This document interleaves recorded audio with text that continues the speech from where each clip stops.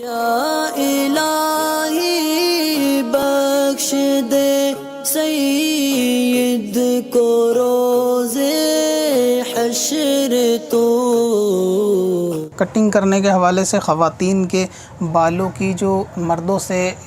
تشبہ اختیار کرنا، مشابہت ممانعت فرمائی ہے،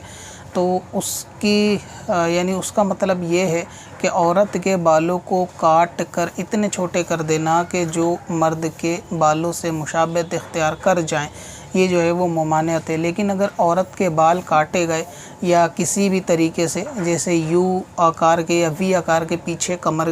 کی شیپ میں سے بالوں کی کٹنگ جو ہے نا وہ خواتین کراتی ہیں، تو اگر یہ کہ اس کا کٹنگ جو ہے وہ کاندھے سے یا کمر تک ہی رہا اور بعض نے کولے وغیرہ سے کٹوا کر آدھی کمر یا کمر تک کر لیا، تو اس کے اندر بھی یعنی گنجائش کی صورت نکل سکتی ہے کہ یہ ناجائز اور گناہ نہیں ہے عورت کا بال کٹوانا۔ مگر یہ کہ یہ وی آکار یا یو آکار کی کٹنگ کرنا یا اسی طرح زلفوں کی لٹے وغیرہ کی کٹنگ کرنا، یہ جو ہے وہ دیندار یا عزت دار خاتون کی نشانی نہیں ہوتی۔ فاسقہ، فاجرہ یا پھر کم از کم جو ہے وہ فیشن والی خواتین، دنیا دار خواتین کی جو ہے وہ یہ پہچان ہوتی ہے اس قسم کے بال وغیرہ کٹوانا یا لٹے یا زلفیں اختیار کرنا۔ تو اگرچہ شریعت کے اندر بہت ساری چیزیں جائز بھی ہیں، لیکن وہ کیونکہ عزت دار لوگ اس کو اختیار نہیں کرتے، تو اس بنا پر بطور تقوی جو ان سے بچنا چاہیے۔ پھر بھی اگر کوئی خاتون ایسی ہے کہ جو باشرہ ہو یا با پردہ ہو اور وہ کٹنگ کراتی ہے، مطلب بالوں کو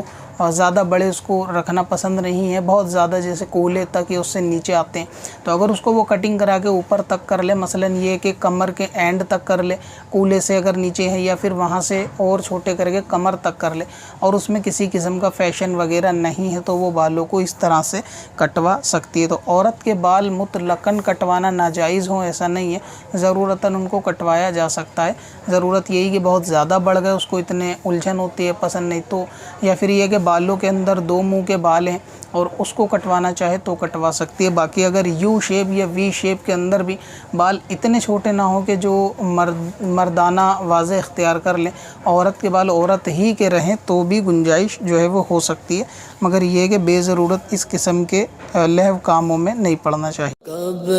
سے اپنی خطاؤں کا شمارا جائے گا،